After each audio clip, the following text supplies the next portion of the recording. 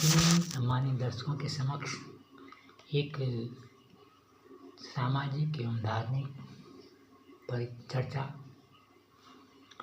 इसका यह उद्देश्य किसी धार्मिक भावना को आहत करना नहीं, बल्कि सम्यक ज्ञान का प्रचार प्रसार करना है।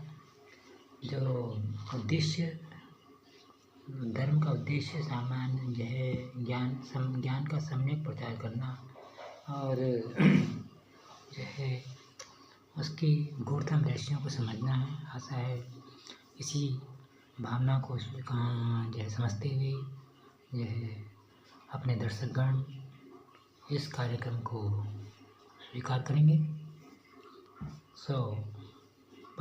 ये चर्चा आपके समक्ष प्रस्तुत की जा रही है।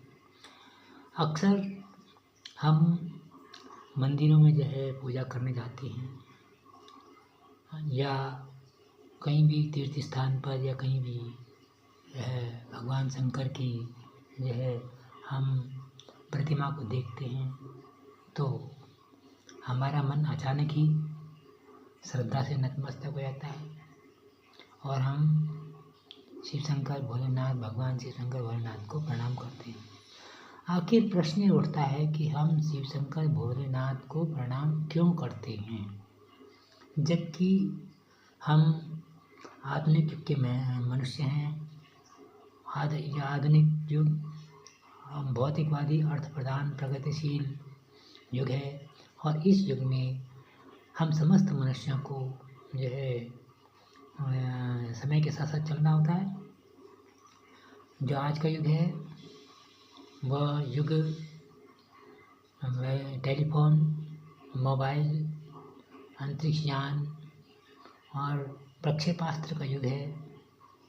तो ऐसे युग में जो है क्या ऐसी आवश्यकता आ पड़ती है या मन ऐसा क्यों कहता है कि भाई हमें जो है यानी कि जो एक सर्वहारा समाज के सर्वहारा व्यक्ति के प्रतिनिधि के रूप में ईश्वर की प्रतिमा है, निर्जीव प्रतिमा। सजीव प्रतिमा का तो मान सम्मान नहीं कर सकते, लेकिन निर्जीव प्रतिमा का मान सम्मान करते हैं। ऐसे में जो है भगवान शंकर भी अपने मन में सोचते हैं और हमारे मन में भी ये विचार आता है कि आखिर हम ऐसा क्यों करते हैं, जबकि हम जो है ये चाहते हैं भगवान के यहाँ जब जाते हैं, भगवान के मंदिर में आते हैं तो हम ये कहते हैं ये भगवान हमें धन दे दे, दौलत दे दे, रुपया दे दे, पैसा दे दे, अच्छी नौकरी चाकरी दे दे, अच्छी सुंदर पत्नी दे दे, ज़मीन दे दे, जायदाद दे दे, सोना चांदी के आभूषण दे दे, स्वर्णाभूषण दे दे हैं।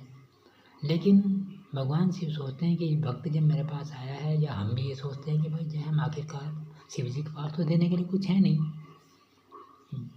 फिर भी हम जो है शिव जी को क्यों नमस्कार करते हैं, क्यों प्रणाम करते हैं, क्यों उनके आगे हमारा जो है मस्तक श्रद्धापूर्वक नतमस्तक हो जाता है।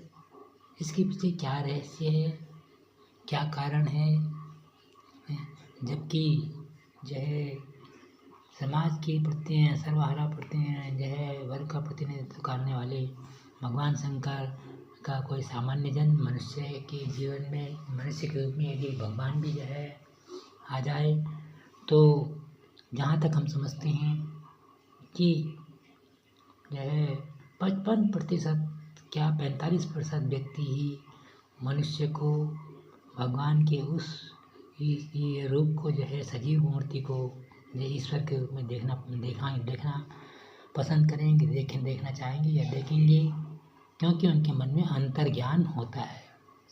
और जब अंतर्ज्ञान नहीं है तो फिर तो ये युग का प्रभाव है। ये युग हमें समझने नहीं देता। हम जो है धन यौवन के जो है में इतना मदान हो जाते हैं कि हमें ईश्वर की जो हमारे समक्ष रूप है उसका जो है हम अवलोकन नहीं कर सकते। उसके साथ जो है हम कहने का मतलब उसका अपमान करेंगे, तिरस्कार करेंगे, क्योंकि वह व्यक्ति सर्वहारा वर्ग है, समाज का सर्वहारा वर्ग से आया है। यदि वह व्यक्ति जो है आर्थिक रूप से संपन्न है, सशक्त है, तो तब हम कुछ नहीं करेंगे, तब हम उसे देखकर दब जाएंगे, हमारे पर जो है प्रभुत्व उत्पन्न हो जाएगा उसका। और यदि वह व्यक्ति आर्थिक रूप से विपन्न है या किसी प्रकार से जो है उसका परिवार इतना सक्षम नहीं, तो हम उसको जो है उसका अपमान तिरस्कार करने, मजाक करने में, उसको हानि क्षति पहुंचाने में अपना परम कर्तव्य समझेंगे और गौरवान्वित होंगे। अक्सर ये विचारधारा देखने में आती है, क्योंकि अंतर्ज्ञान सभी को नहीं होता। अंतर्ज्ञान केवल 45% व्यक्तियों को ही होता है, जो कि ईश्वर के प्रतिनिधि हैं, सकारात्मक प्रवृत्ति के व्यक्ति हैं। ईश्वर चाहे तो जो है नकारात्मक प्रवृत्तियों से भी जो है शुभ कार्य करा सकता है, लेकिन वह ईश्वर भी नहीं चाहता कि वह उनसे सकारात्मक जो है अच्छे कार्य कराए, क्योंकि सकारात्मक जो मानसिकताएं, जो दैवीय प्रतिभाएं होती हैं, दैवीय गुणों से संपन्न व्यक्तित्व होते हैं, वे इस बात को समझते हैं और वो विकासोन्मुखी प्रक्रिया की ओर अग्रसर होते हैं, जो है श्रेय मार्ग की ओर अग्रसर होते हैं। अब प्रश्न ये है कि 2 प्रकार के मार्ग होते हैं, प्रिय मार्ग और श्रेय मार्ग। प्रिय मार्ग में हम ईश्वर से प्रिय लगने वाली वस्तुएं मांगते हैं। प्रिय लगने वाली वस्तुओं में जमीन जायदाद, खेती बाड़ी, नौकरी चाकरी, जो है अच्छे वस्त्र, अच्छे वाहन, हवाई जहाज, हेलीकॉप्टर, कार आदि जो है चीज़ें ईश्वर से मांगना पसंद करेंगे। लेकिन श्रेय मार्ग में व्यक्ति जो है ये चीज़ें नहीं मांगता, वह केवल ईश्वर से जो है ज्ञान मांगता है, सद्बुद्धि मांगता है, विवेक मांगता है, समझे, जिससे कि जो है उसका जिस उद्देश्य की पूर्ति के लिए धरातल पर जन्म हुआ है उस उद्देश्य की पूर्ति हो। बाकी हम सब जो है पथभ्रष्ट हो जाते हैं, दिग्भ्रांत हो जाते हैं, यही होता है। अब प्रश्न ये उठता है कि हम भगवान शिव के पास तो देने के लिए कुछ नहीं है, तो हम क्यों जो है भगवान शिव शंकर भोलेनाथ को प्रणाम करते हैं, जबकि शिव जी का अपना घर भी नहीं है, मकान नहीं है, ज़मीन नहीं है, जायदाद नहीं है, खेती नहीं है, बाड़ी नहीं है, नौकरी नहीं है, चाकरी नहीं है, कुछ भी नहीं है, समझे। यहाँ तक कि जो है दक्ष प्रजापति ने, राजा हिमवान ने भी अपनी कन्या को समझाया था कि भाई जो है तुम उनका जो है उसका वरण मत करो, वो तो जो है सही व्यक्ति है, किस प्रकार से तुम्हारा जीवन यापन करेगा, अपने जीवन यापन नहीं कर सकता है, अपनी रहने के लिए उसके लिए मकान ज़मीन नहीं है, इधर उधर घूमता रहता है, फिरता रहता है, तो तुम उसका ख्याल छोड़ दो। लेकिन क्योंकि वे सकारात्मक जो है प्रतिभाएं थी, तो उन्होंने जो है प्रिय मार्ग को छोड़कर श्रेय मार्ग का अनुसरण किया। तो हम वास्तविकता पर आते हैं, हम भगवान शिव के प्रति इसलिए जो है श्रद्धात्मक होते हैं, क्योंकि जो है भगवान शिव ज्ञान, वैराग्य, त्याग, तपस्या, क्षमा, दया, धैर्य तथा विश्व कल्याण, परोपकार की भावनाओं के स्वामी हैं और सारे संसारिक कल्याण के लिए भी सोचते हैं। अपने जो है उन्होंने कभी अपना भला नहीं सोचा। परोपकार के लिए उन्होंने स्वयं के जीवन को भी संकट में डाला, जिसका उदाहरण भस्मासुर का वरदान देना है। और जो है यहाँ तक कि उन्होंने जो है अपने परिवार के सदस्यों का भी ध्यान नहीं रखा। तो ये शैव सिद्धांत है। शैव सिद्धांत के अनुसार व्यक्ति जो है संसार में रहते हुए भी संसार से पृथक रहता है, और वैष्णव सिद्धांत के अंतर्गत व्यक्ति इसी माया मोह में भटकता रहता है, घूमता रहता है और मकड़ी में फंसे हुए मक्खी की तरह से वो जो है अपना जीवन यापन करता है। आखिर में जैसे मकड़ी के जाल में एक बार मक्खी फंस जाती, कोई जीव जंतु फंस जाता है तो वो उससे कहीं बाहर नहीं निकल पाता और उसी में ही मर जाता है। तो ऐसी स्थिति होती है। तो कहने का मतलब ये जो है जो यह मानवीय गुण है। भगवान शंकर ये कहते हैं, और हमारा मन भी भगवान शंकर के प्रति जब श्रद्धा नतमस्तक होता है कि वास्तव में सच्चाई यही है कि दया, ज्ञान, वैराग्य, दया, करुणा, प्रेम, श्रद्धा, ममता, ईशित्व, वशित्व, त्याग, तपस्या। तपस्या का मतलब कठिन परिश्रम से है। ये व्यक्ति कठिन परिश्रमी होगा, वह अपने जीवन में दिन दिन रात चौगुनी उन्नति करेगा।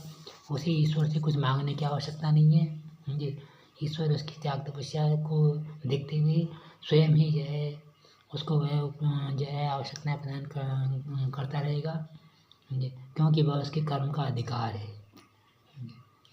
यदि व्यक्ति 100% जो है परिश्रम करता है, और भगवान मान लीजिए कि अगर जो 90% भी यदि उसके कर्म का फल नहीं देता तो 10% तो उसके कर्म का फल देना ही पड़ेगा।